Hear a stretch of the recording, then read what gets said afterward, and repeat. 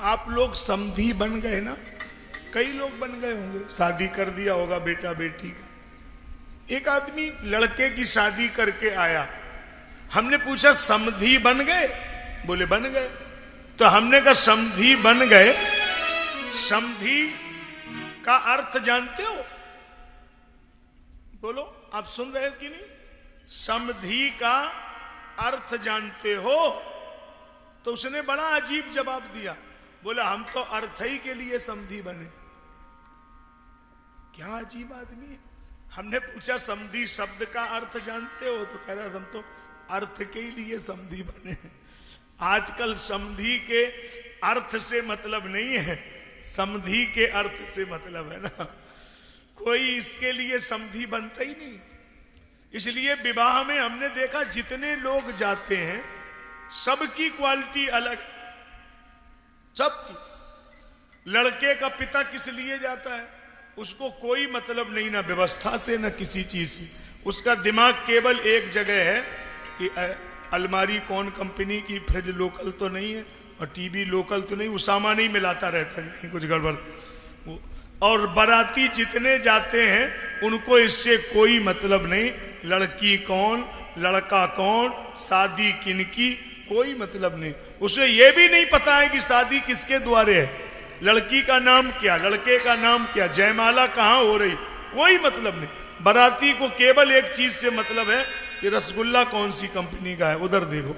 वो खाली वही दिमाग लगाए हैं कि साहब रसगुल्ला निकाल लो, बस निकल लो साहब।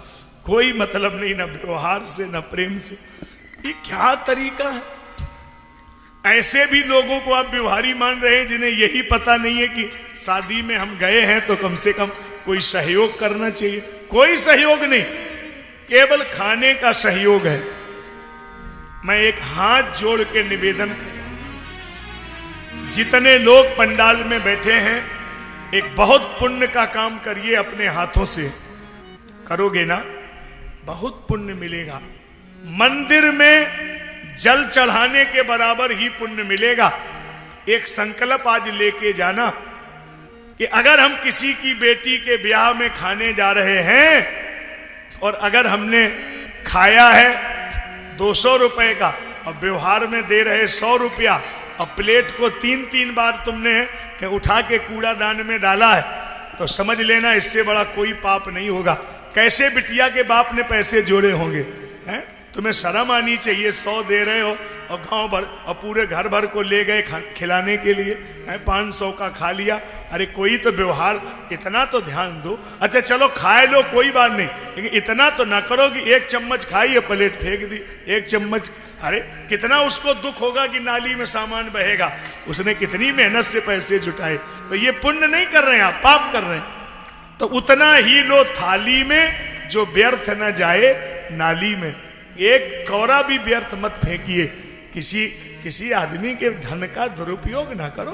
भाई जितना मन हो उतना ले लो, कोई मना थोड़ी कर रहा। आप लोगों ने देखा होगा, मतलब इतना तकलीफ होती है आत्मा में। हर प्लेट में आधा भरा हुआ है और आधा ही खाएंगे, आधा पटक देंगे उसी में कूड़ेदान में। तो ये क्या है? अन्न की बर्बादी है ना, गलत बात है। ऐसा कभी मत करिए साहब। छोटा छोटा काम कह रहा हूं, लेकिन इस छोटे से काम में भी ये अन्न का दुरुपयोग है।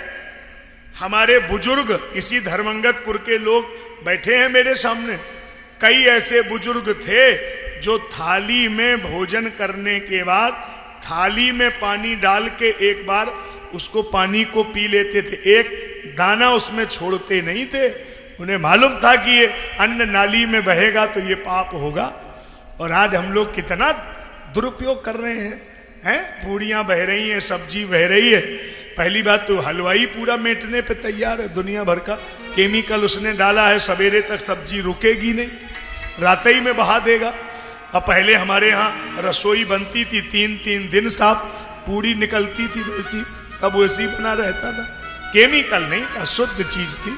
अब शुद्ध है नहीं, सब मिलावट है और उसमें आदमी खा रहा है।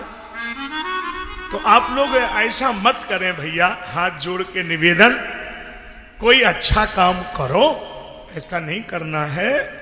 तो मैं आपको निवेदन कर रहा था, बेटी जगत का आधार है,